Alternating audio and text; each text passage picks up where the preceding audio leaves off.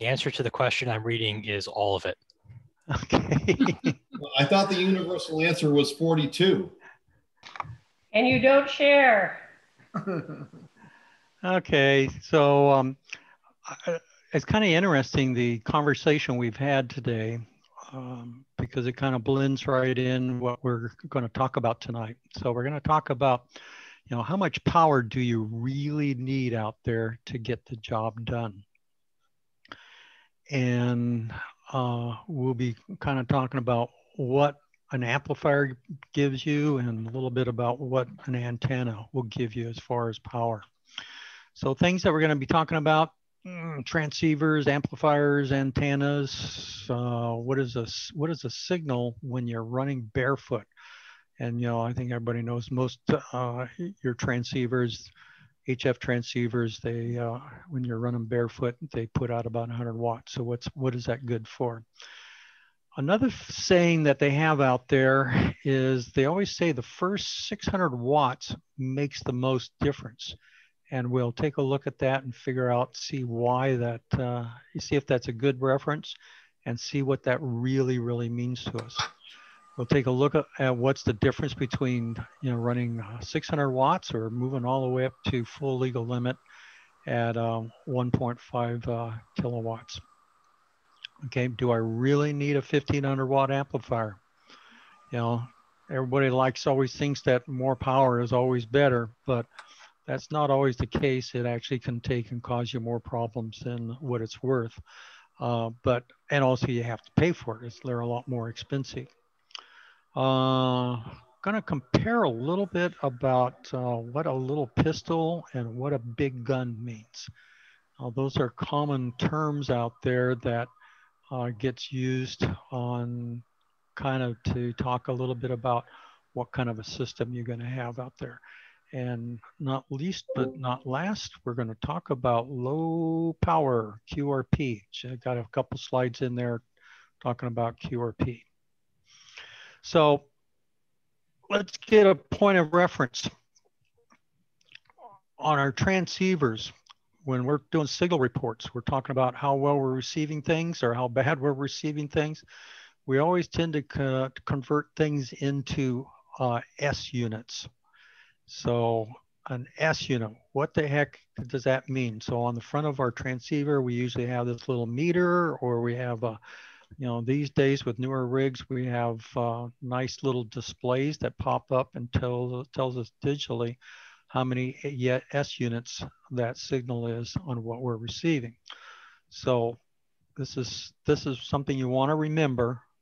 No, there isn't any test at the end of this, but it's probably something you want to remember. But one S unit represents 6 dB, and a dB is a change in power. So we have one point of reference, and we're looking at how much that change is, either plus or minus. So, but an S unit equals 6 dB of gain. We can think of it like a Yagi. You know, if we have a nice 3-element tri-bander up there, a modestly priced Yagi up there will get you about 6 to 7 dB of gain. So that means a modestly priced Yagi is going to buy you 1 S unit improvement in power. And we'll talk about when that's important and when it's not a big deal. But that 1 dB doesn't sound like a whole lot, but in some situations, it can make a big difference. So S9 should represent about 50 microvolts. So that's at that little receiving antenna terminal at the back of your transceiver. If it sees an RF signal of about 50 microvolts, that should represent about an S9 signal. And I think all of us have been around the block long enough where we know that an S9 signal, that's a whomping good signal. It's like no noise in the background. It's very, very nice and strong. And as I previously mentioned, 1 S unit equals 6 dB, and we'll see how that fits in. So here's just a point of reference, something to think about. So if you increase your transmit power from 100 watts to 400 watts, so that's a 4 times increment in power that you're sending out. That represents that increase of 300 watts there. That is going to represent about 6 dB of improvement on signal, or in other words, about 1 S unit. Still doesn't sound like a whole lot. 6 dB sounds like a whole lot, but when it translates into just 1 S unit, it doesn't seem like that's a big deal, but we'll see how it does translate into a big deal. So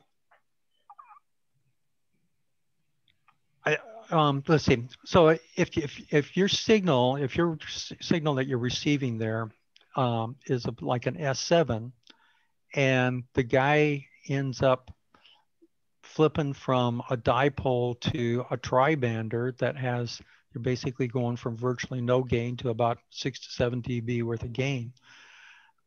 That signal is going to increase by about 1 S unit. But an S7 signal, you're already receiving that guy pretty darn well. An improvement of 1 S unit is not going to buy you anything. I mean, you already got a good signal. It'll maybe drown out a little static in the background, but you have a very, very nice copyable signal. But let's say your signal is about an S3. So you're just right there at the noise level. So an S3, I mean, that's like something you're barely able to get any intelligibility out of it. So you end up switching from your dipole over to a Yagi. It improves things, or you switch on your amp and drive it with 400 to 600 watts. It improves it by 1 S unit. That's going to end up changing that S3 signal to an S4 signal. An S4 signal now becomes a signal that is copyable. So that's going to make the difference if you're in a contest, or if you're trying to do DXing, where the guy at the other end is going to be able to make that contact, and he's going to be able to hear you, and you're going to be able to hear him. So you have to take that things in context on how that signal is improved by the environment that it's in, that's around you at that point in time. Everybody kind of understands what that means? I'm not going to do these. These are 2 slides that just shows the math on how things work, but everybody kind of gets the general idea about dB. That's a logarithmic scale. So here's a cute little chart that kind of shows what your received signal is and what it represents in dB and what it represents in S units. So you got about at the bottom of the scale there, down at your antenna jack, you got 0.1 microvolts, 0.1 microvolts. That's literally nothing. So that represents, if you're looking at it on a dB scale, and I'm finding on more and more of the rigs these days, newer rigs, on the receive signal strength, you can turn that into, you can either show both, or you can flip it from S units to dB. A lot of guys like looking at the dB that receive signals represents. So anyway, that's virtually nothing. You move up to an S5, so it's reasonably, you're up to a point where you can copy the guy. That still only represents 3 microvolts at the receive point. But that gets you up into a minus 97 dB. Then that has a little bit of oomph to it. You can see it on a spectroscope. But all the way up to an S9, you have 160 microvolts at the receiving terminal there on your antenna jack. So that's actually getting into something that's kind of measurable. Now, here's one, you always talk about 10 dB over S9. Here you start moving out of the microvolt area into the millivolt area. When you get all the way up to an S9, and that usually has the needle bent over on its side if you're using a needle on your S meter, but that's 50 millivolts, 50 millivolts. that means you could almost taste the amount of RF that's in the air at that level. That's an awful lot of power there. So let's go back and take a little look at just multiplying our power by a factor of 4. So power increase of a factor of 4, that's 6 dB, that's equals to 1 S unit. If we increase it from 100 watts to 400 watts, that's what I'm talking about there by a factor of 4 increase. Now, if we increase it from 100 watts to 1600 watts, that gives you 2.7 S units. 2.7 S units. So that's a pretty substantial amount. Now, it's not going to, in most situations, it's not going to bend over the S meter, but that is quite a bit of difference. That will make a big difference in what you can hear. An increase of, if you're already running 400 watts and you move to 1600 watts, that's still only 1 S unit worth of increase. That's not a whole lot. So once you get up into that, I like to say that 600 watt area, moving past that doesn't pay a whole lot of dividends. So from 100 watts to 600 watts, that's a factor of a 6x. That's 7.8 dB of improvement. That gets you 1.3 S units. And that's just enough to make a pretty decent difference, pretty good difference there. So that's about the same amount of difference of moving from a dipole to a 3-element Yagi. A reasonable mid-price Yagi is going to yield you probably to 7 to 8 dB worth of gain. And so that's the improvement that you're going to end up getting out of that. So it makes a moderate amount of difference, but it makes a big enough difference where if you're contesting and stuff like that, there's a lot of marginal contacts that you're going to end up making those contacts. So what does 1500 watts get you? So from 100 to 1500 watts, that's a 15 multiplier. That's 11 dB or almost 2 S units worth of improvements. And 2 S units, it buys you a lot. That makes a pretty good amount. Now, if you're just running in that sweet 600 watt area to 1500 watts, that's only a 4 dB worth of gain. It buys you less than an S unit, less than an S unit. So it doesn't feel like going from 600 watts to 1500 watts is going to buy you a whole awful lot. I mean, but it will buy you some improvement there. So let's look at the real kicker here. From 100 watts to 1500 watts plus a Yagi. So a Yagi, a really, excuse me. So plus a Yagi. So 1500 watts gets you 11.8 dB worth of gain, plus a Yagi, a good Yagi that gives you about 9 dB worth of gain. That totally gets you almost 21 dB worth of gain. That buys you 3.5 S units. That is a big difference, big difference. So when you see these guys running 1500 watts with these big Yagis, big powerful Yagis, these are the guys that we a lot of time refer to as big guns because everybody can hear those guys. These are the guys you want out there for net control, where everybody that is trying to check into a net can always hear these guys, because you can see the multiplying factor and how the nice thing about dBs, you can add them together and they sum naturally to give you a final result that you can understand there. So I think everybody understands an antenna, an amplifier system that nets you 21 dB worth of gain. That's a lot of improvement. Hmm. So, Ann mentioned an issue about, well, okay, I have a really nice tower out there. I got a really nice Yagi up on top of it, and I want to step up to some more serious power. You don't just go out and buy an amplifier without thinking about the consequences of everything else that goes around it.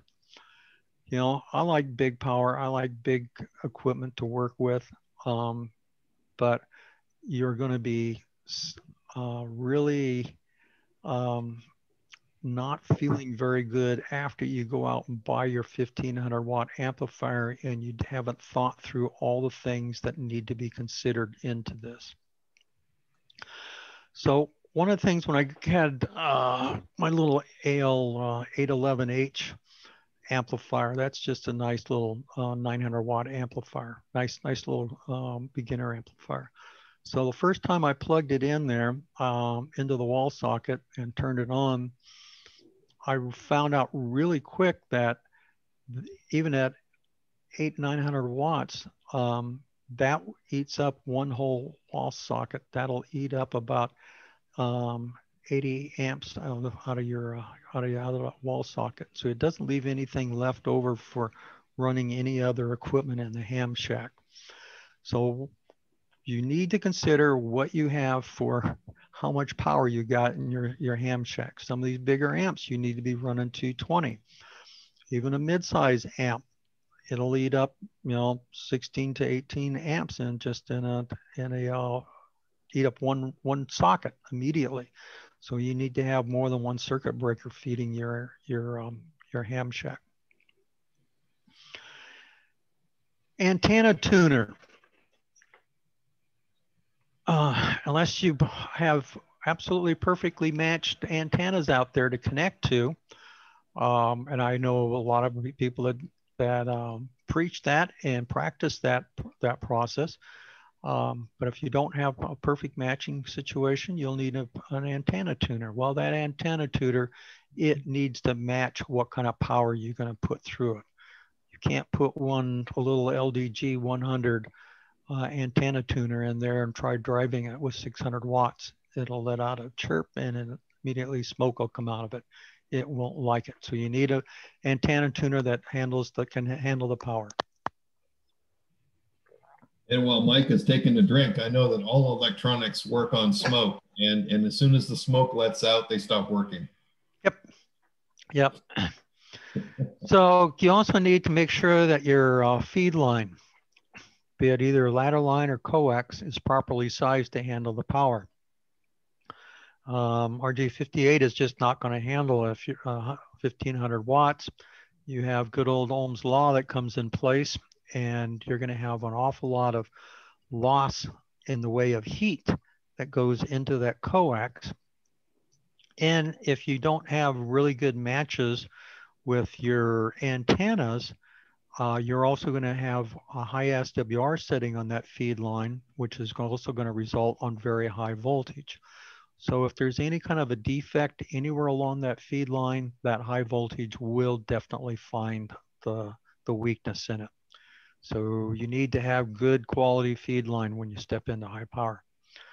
Balance, when you're dealing with impedance matching and choking, you need to be properly sized. All these balance need to be properly sized. If you buy an antenna that advertises it's rated for 1500 watts, and let's say it has a balun in that, and that balun is rated for 1500 watts, guess what? Most of those antennas have a bandwidth that it works really nice in. When you work outside of that bandwidth, your impedance goes up, your SWR goes up, and so does the stress on your balun. I'll tell you what, every single antenna that I've tried putting up, when it said I could use a 1500 watt balun on, I have replaced 100% of those things. So these days, when it comes to putting in either chokes or balun for matching impedance, I stick with a 5 kW balun, and I have never had to replace a single one of those things. So, excuse me, a 5 kilowatt. Yeah, 5 kilowatt balun. They just they work a whole lot better. Grounding RF for RF safety to prevent voltage differentials. Really important, because when you start running this extra power, you're going to have problems with grounding moving around on you. It's nothing like working at 100 watts. And if you don't have good, strong, stiff grounds, you're going to get RF into your equipment. You'll end up getting shocked by it. Even if you have a modest or a wimpy ground in there, your transceiver can get pushed up into a area where it is unsafe to end up touching it because of the RF that is being coupled back in and how far that device has been moved off of being at a neutral potential. RF choking for mitigating RF on cables. So as you move up in power, every bloody piece of wire that's in your house for your phone, for your network, for all your power,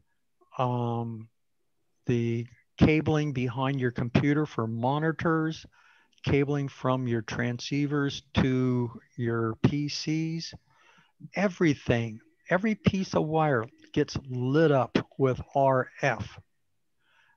And you can spend huge amounts of resources trying to knock down RF getting into everything, TV, speakers, you name it, it gets into it.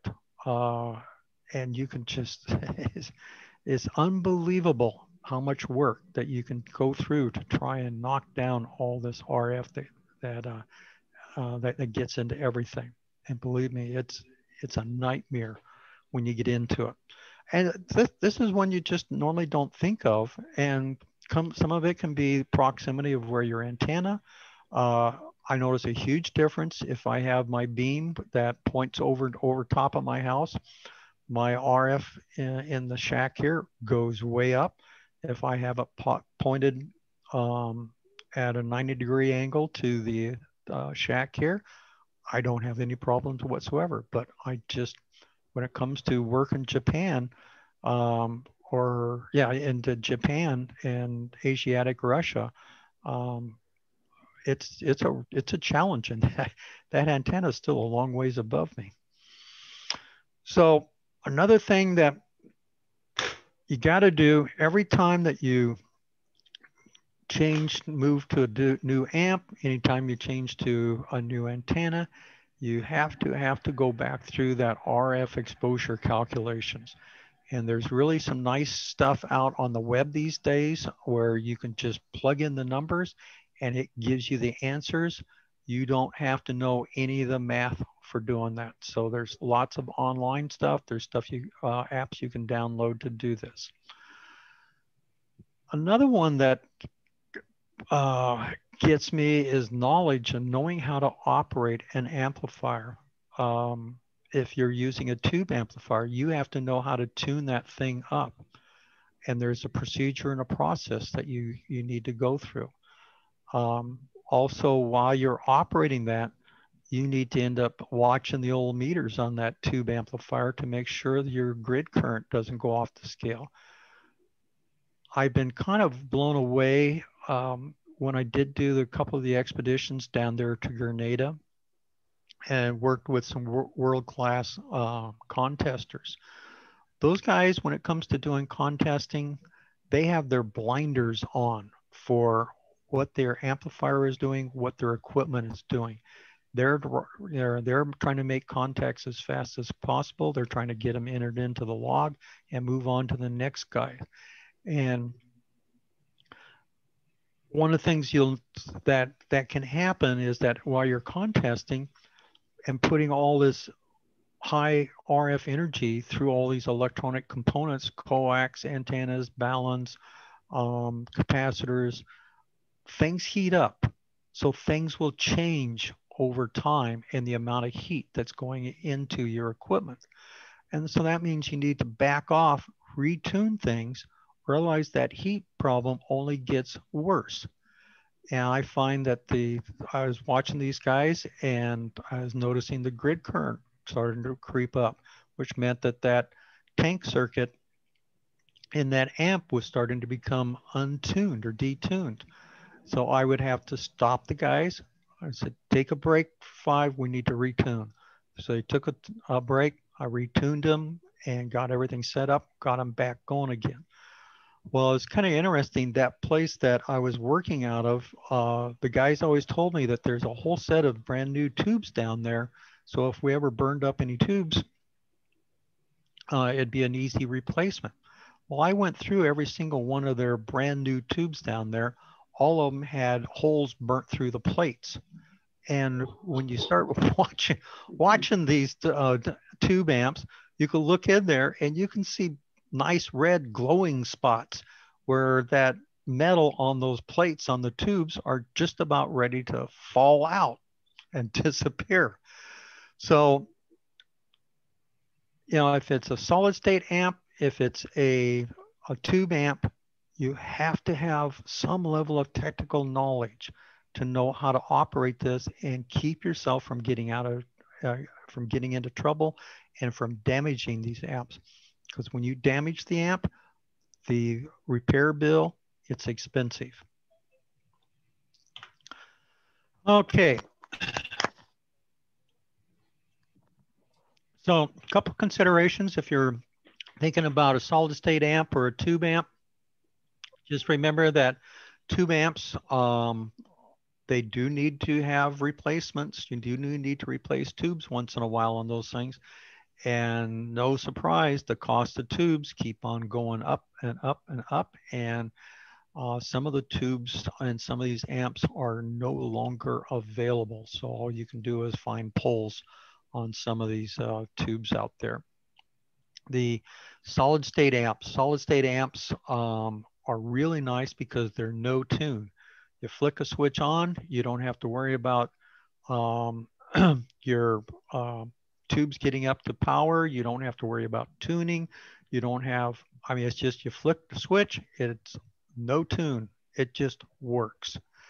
The only time it doesn't work when it should, and that's if you have a bad SWR. Solid state amps have a lot of checks and balances in that amplifier, where if it sees something bad, it immediately shuts things down so it will not harm itself. So where on a tube amp, you don't typically, I mean, there are add-ins, some of the nicer alpha amps and stuff have some types of checks and balances in it, but a lot of the mid to lower end ones do not have any checks and balances, where if you don't run it tuned up correctly, it'll burn itself up. And it's a big expensive bill to put it back together. So the solid state amps, nothing, relatively speaking to tube amps, I would say solid state amplifiers, the price of these things are actually coming down. There is, and there's lots of great amps, really great amps out there. These guys, these newer amps, they integrate very nicely with your transceivers, with tuners. There's great interoperability between a lot of these solid state amps. If you want to end up cutting a few dollars, there's 2 really nice kits out there. There's one out there from RF Kits. That's a 1.5 kilowatt solid state amp that is quite nice. Unfortunately, they're having some parts problem. There's another amp out there that's a kit out there. That's a KM3KM. It's a 1.2 kilowatt amp for 1.2 kilowatts for $2,500.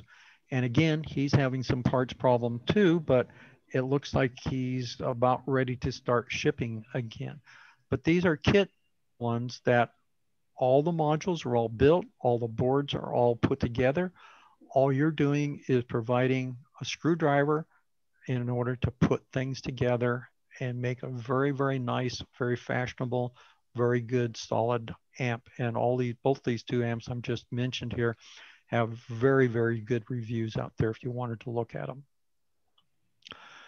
So getting down to the bottom, let's take a quick look at the guys down at the QRP. These are the guys that like working with very, very small amount of wattage. These are soda type of guys and just guys that like to work QRP. It's amazing what you can do with just a small amount of power. So QRP, I always think of QRP, the demarc there is usually about 10 watts. So the difference between 5 watts and 10 watts, you know, that's not very much, but that's 3 dB. That's a half an S unit between 5 and 10 watts. And 10 watts will make a difference when you're trying to close a contact. So another good, interesting comparisons, 10 watts to 100 watts. 100 watts is what most of our rigs work. 10 watts is what a QRP rig is going to do. That's 10 dB or 1.6 S units of differences there of improvement by moving to the 100 watts. So that's really quite a bit, but that's what you would expect. But it's still amazing what you can do with the 10 watts out there. Oh yeah, 5 watts up to 100 watts. That's 13 dB, 2.2 S units. That's a huge amount. So it's amazing what you can do with QRP. It's also amazing moving from 5 watts to 10 watts, but don't discount those guys. They do an amazing job with a very, very small amount of power on the things that they can do out there. It's really cool. So let's wrap things up here. Using a good 3 to 5 element Yagi. And so here's something else to consider here, and I didn't bring it into this discussion well enough. Typically for a wire type of antenna, so we're talking 160, 80 meters, and 40 meters is kind of the break point. You do have some Yagis that'll do 40 meters, but a lot of people just go ahead and just use a wire antenna. Wire antenna isn't going to have a whole lot of gain out there for you. So means that you can't easily economically improve your signal on 80 and 160 meters by buying a Yagi. That's just not practical. The only alternative you have there, and that's by going to more power. So that's why typically on those guys there, the guys that you can hear big and loud, they're running some power out there. But if you're dealing with 20 meters, 15 and 10, a Yagi gives you a big bang for the buck, big bang for the buck there. So I would say it's cheaper going that way than moving up to a 600 watt amplifier. Okay, the first jump from 100 to 600 watts or a Yagi makes the most difference in giving the best bang for the buck. So that whole process there, 100 watts to 600 watts, either throwing more watts at it or going to a Yagi, that gives you a big boost for your money. Okay, anytime you exchange your antenna or change your antenna or change the TX power, you must go through and do your RF safety calculations. You just need to do that more and more. I mean, the FCC is trying to drive that into our heads more and more. You just need to do that to make sure you understand what you have for radiated power around you. So consider your cost. Do you want an amp? Do you want a big amp? Or is it better to upgrade, spend your money on your antenna? You need to think about what bands you operate and what your environment is. It's really nice when you can do both. Doing everything at 1500 watts and a better antenna will make the most difference. That's the big gun. So those guys that have a big Yagi and 1500 watts, those are the guys you're going to hear all day, throughout the day, and they're the ones making all those contacts. But at the end of the day, you just don't want to discount the QRP guys. They're the guys that, with a small amount of power, it's absolutely amazing what they can end up doing out there. So that's the end of the program there. And I'm going to flip out of screen sharing there. So any other comments out there that anybody might have? Go.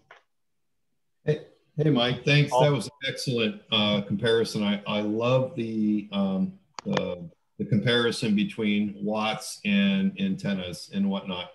So I can't remember how long ago it was, but there was somebody who mentored me a while ago and said antennas and feed line is part of your antenna system. So when you say your antenna, can you elaborate on when you mean by antenna and how much your feed line and your everything between your radio and your antenna really play a role in that? Yeah, I probably should have referred to that as your antenna system. Your antenna system, you want to consider also your feed line to be part of it, because the feed line will end up represent what you have for RL losses. Like if you have a 300 feet of coax out there and you're maybe just running RJ40, 45 or something like that, not RJ45, RJ58, you're going to have some pretty good RL losses there. So if you move on up to LMR 400, that makes a world of difference on what you have for your resistive losses there. That affects the SWR that comes back off of that. So I really should have been just using antenna system, which includes your feed line. Thank you.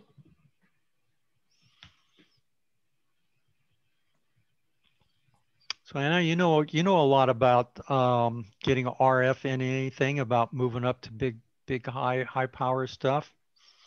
So what's your There were just a lot of things that I had to do. I mean, because I'm the Flex Radio sales girl, then I have a Power Genius XL as my amplifier here. So it's a full 1.5 kilowatt solid state amplifier.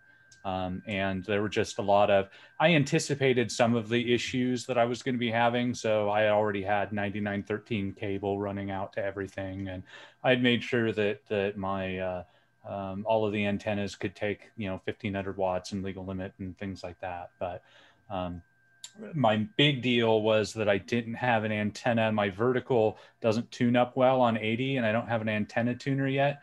Because again, the Flex Radio sales girl, our Tuner Genius XL hasn't been released yet, and that's the matching tuner for the amplifier.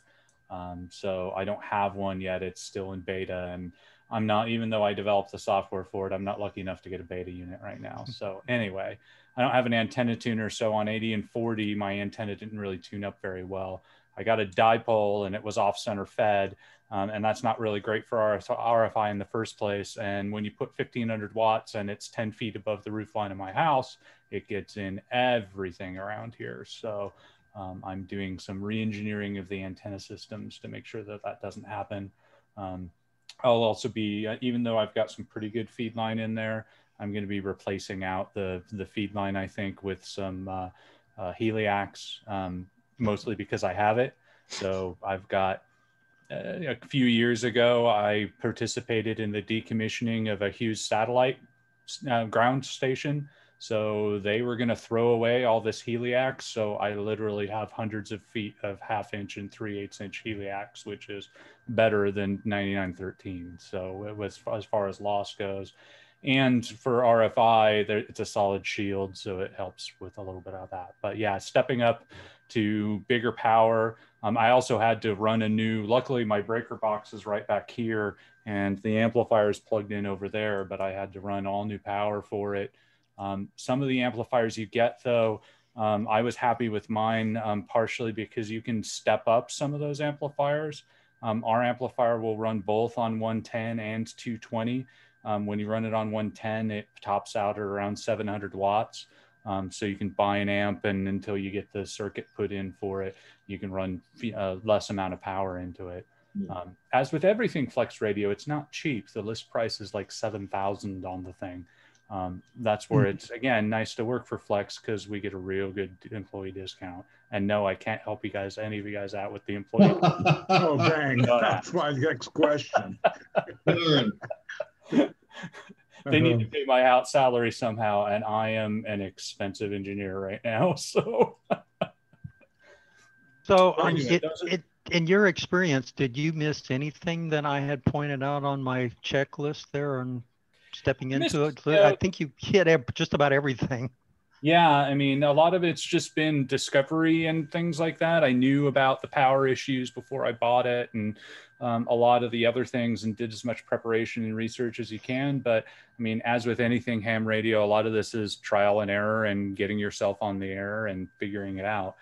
It did make quite a big, I'm a big into the November sweepstakes, and I run that every year.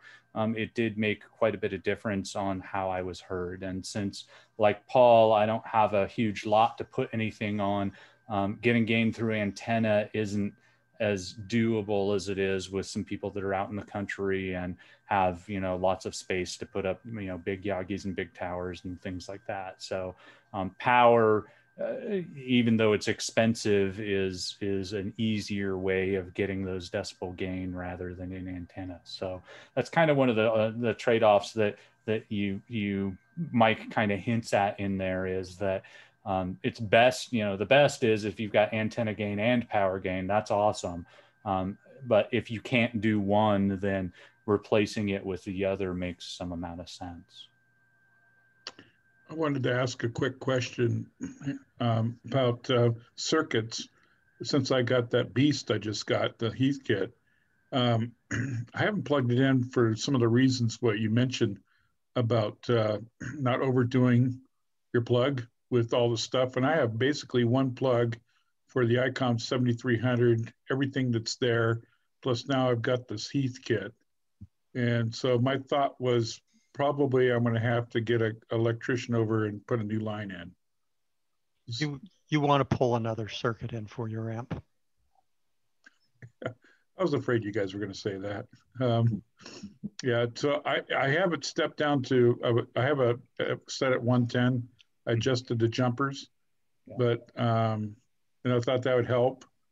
But it sounds like that's not going to escape getting a new line in. So even at 110, most of those amps are going to draw a whole lot of current out of the 110 to get to wherever you need it to go. I'm not as familiar with tube amps. I know what the, you know, Heathkit SB series are. I worked with one like 30 years ago, but yeah, I'm spoiled with the solid state. But all of those amps at 110 are going to draw, you know, the 20 amps out of your circuit. And I had mine on basically its own circuit when I first plugged it in. So right now the 220 circuit is dedicated to just the amplifier. So there's one plug in here that uses 220 volt plugs that's on a single circuit that goes back to the breaker panel. Oh, good thing to know. Thank you. So Thomas, the first time that I took my 811H, plugged it in and hit the on switch, all the lights, everything turned off in my ham shack. I'm afraid about dimming the lights in Bend, Oregon.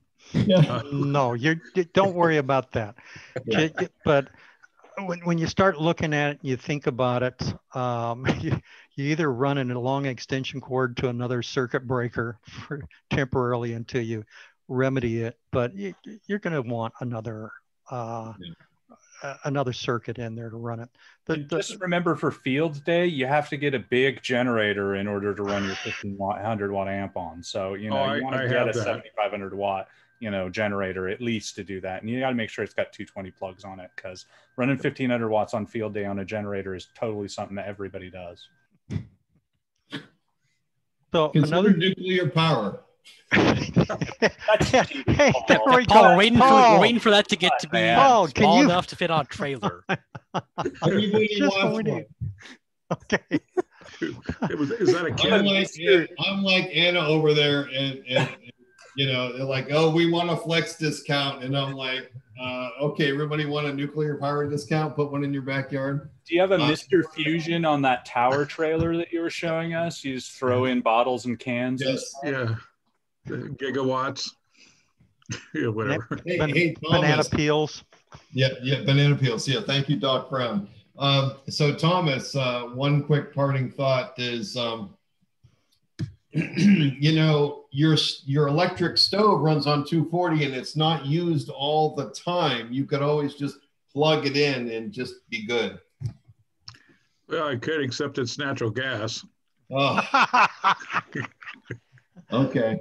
Okay, so Thomas, another thing that you might want to consider is that I have a good supply of dummy loads around here, and for all different frequencies and different power. So whenever I get a new piece of equipment, I don't automatically grab it and put it onto my best antenna or best tuner and stuff like that and try applying some power to see how things work. I typically always connect my stuff up to a dummy load, and even a kilowatt or full legal limit amp. I have a dummy load around here big enough to have I think I have a 2.5 kilowatt dummy load. So that does fine for a short period of time for a full legal limit. And then I know my SWR is right. And so if I have any problems as I bring things up, I don't have to worry about coax. I don't have to worry about antennas, tuners, or anything. If I have any problems, I know that the problem is back there in the amp.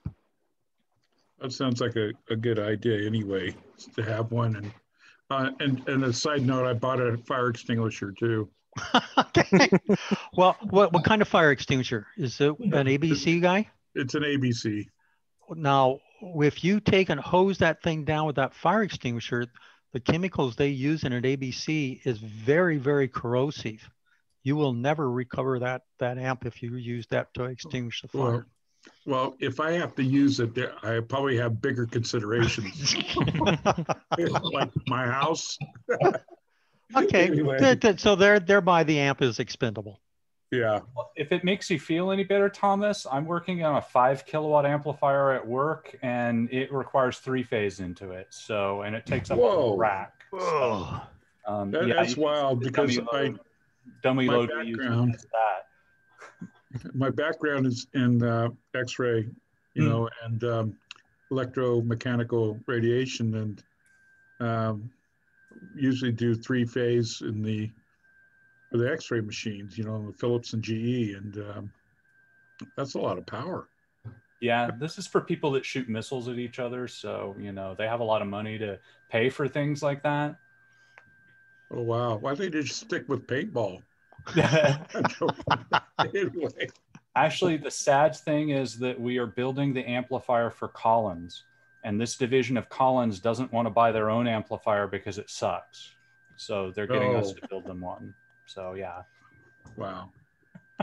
Well, I really appreciate all the information everybody gave me. I didn't mean to take over the presentation or anything, but I appreciate it. No, but this is good roundtable. Those kinds of questions are good for everybody to listen and to hear and to learn from. Yeah, well, appreciate it. At some point in time, have you guys ever had a discussion on MRI and its relation to radio and magnetism? Yes. I'd be fascinated by that. I've done a program on that. Yeah, I cross-trained on MRI. I'm a licensed radiographer, and I work in regulatory now. But I do still do quite a bit of regulation on the state level as far as the MRI units and the operators. But it's fascinating about how all that works, and so at some point in time I'll dig out my slides for what I gave for our continuing education talk and see if they will relate if anybody's interested. Thomas, if go ahead and talk to me. I'd be really interested to hear other perspective on on that subject. So let me know, and we can look at the slides and we can figure out slipping you into a program here. Okie dokie. Well, and last time I was here, I hedged a little bit and people asked me if I might be able to chat about Flex for a while. And I wanted to make sure that the marketing people weren't going to stab me if I did that. They said they would not kill me, in fact, if I were to do a presentation. So Oh, that's good. if you guys would like to hear one, then Mike can get a hold. Mike knows how to get a hold of me. And Yep.